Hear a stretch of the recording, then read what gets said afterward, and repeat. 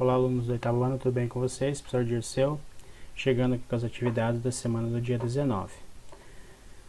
Pessoal, então na semana passada, como a semana era mais curta para vocês, o professor deixou então lá um artigo falando sobre um supercomputador que foi instalado na Inglaterra em 2018, que procurava, a intenção era imitar então ao máximo o cérebro humano, a capacidade de processamento, tá, de informações que o cérebro humano tem. Mas ele não chega nem perto, como vocês viram, da capacidade de processamento do nosso cérebro. Ele tem apenas alguns bilhões, o processamento equivale a alguns bilhões de neurônios, enquanto que o cérebro humano então tem uma capacidade aí, uma quantidade de neurônios perto de 100 bilhões, tá? E então agora nessa semana a gente vai continuar então falando, e vamos entrar no assunto, no tema que fala sobre o sistema nervoso, tá? Então daqui para frente a gente vai ter algumas aulas falando sobre o sistema nervoso, tá? As suas funções no nosso organismo, beleza? Então vamos lá. Continuando então, o sistema nervoso tem como funções a percepção do ambiente e do interior do corpo, tá? A integração de informações e com outros sistemas do organismo e controle das reações do organismo. Imagine quantas coisas devem ser coordenadas ao mesmo tempo enquanto você lê um texto, por exemplo. Os seus olhos captam as imagens das letras, das figuras e enviam essas informações para o cérebro, tá? Uma parte desse sistema interpreta as letras e forma frases coerentes, enquanto outras partes relacionam as informações novas com o conhecimento que você já tem. Tá? Então vai buscar informações que você já tem. Se você quiser anotar um resumo, por exemplo, no teu caderno, seu cérebro deverá selecionar lá os dados e enviar comandos aos músculos da sua mão, lá, no caso, para você escrever lá no seu caderno, tá? Sem que você perceba. O sistema nervoso ainda mantém o seu corpo lá sentado, equilibrado sobre a cadeira e controla os demais sistemas do seu organismo, tá? O respiratório, o cardiovascular, por exemplo, os olhos então captam as imagens, uma leitura, por exemplo, vão ser enviadas para o cérebro, ele vai interpretar. Os sons do ambiente, eles podem atrapalhar, então, mas estão sendo captadas também. Enquanto isso, o seu coração está batendo, você está respirando, tá? Aqui a sua mão recebeu informações para que os músculos aqui segurem o livro, tá?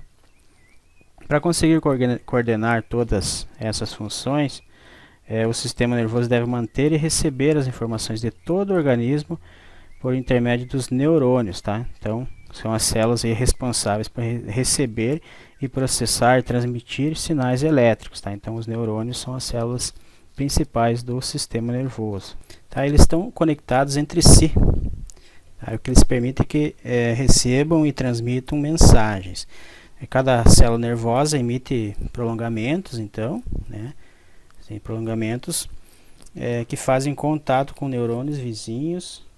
Por exemplo, aqui nós estamos vendo aqui dois neurônios, fazem um contato aqui, uma conexão, tá? E eles se organizam em redes com conexões diversas, tá? E essas conexões estabelecidas aí influenciam na maneira que o cérebro funciona, tá? O sistema nervoso humano possui aí cerca de 90 a 100 bilhões de neurônios, tá, conectados entre si, formando uma extensa rede aí que se comunica por meio de substâncias químicas e impulsos elétricos, tá? Os neurônios são células do sistema nervoso que são responsáveis por receber e processar, transmitir as informações, tá? Cada neurônio pode receber mensagens de milhares de outros neurônios e retransmitir essas mensagens para outros milhares de células, tá? Os neurônios geralmente são formados então, por um corpo celular, tá? Um corpo celular que contém um núcleo. Então, o corpo celular contém um núcleo. Extensões finas ramificadas aqui que são chamadas de dendritos. Então, essas extensões aqui são ramificações. E esse prolongamento mais alongado aqui, que é o axônio.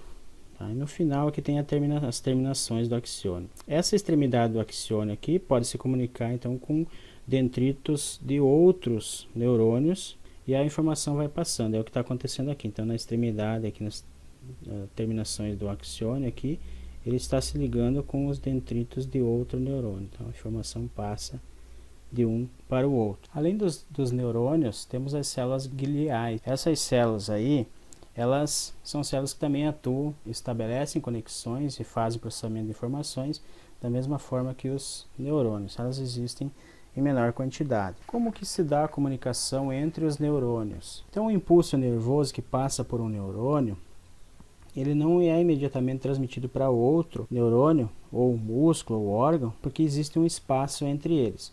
Então aqui nós temos um neurônio, e aqui nós temos, meio apagadinho aqui, outro neurônio, tá? Então está tendo uma conexão aqui, tá? Nós temos o terminal aqui do axiônio, e aqui nós temos os dendritos de outro neurônio. Então imagine aqui a imagem ampliada dessa forma aqui. Existe uma fenda, tá? Uma fenda chamada fenda sináptica. Então esse impulso nervoso, né, que provoca a liberação de substâncias químicas nas fendas aqui. Então a célula, o neurônio que está transmitindo a mensagem, né, vai liberar então aqui substâncias que são chamadas de neurotransmissores, tá? Esses neurotransmissores vão se conectar aqui no neurônio que está recebendo a informação, e assim o impulso elétrico, a informação vai ser transmitida então de um neurônio para outro, tá?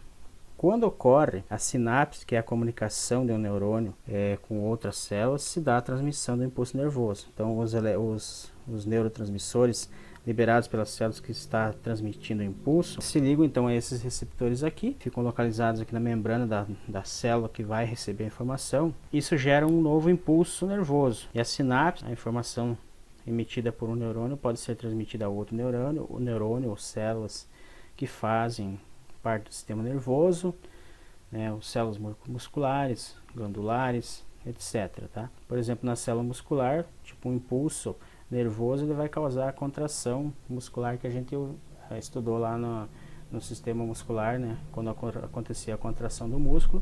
Então é quando o impulso nervoso chega lá na célula, na fibra muscular, e ela contrai a célula lá. Então, pessoal, agora nós vamos para as atividades. Nas próximas aulas ainda a gente vai continuar. Aqui foi só uma abertura, uma introdução inicial, né, sobre o sistema nervoso. Depois a gente vai continuar então com outras informações importantes. Beleza? Até a próxima.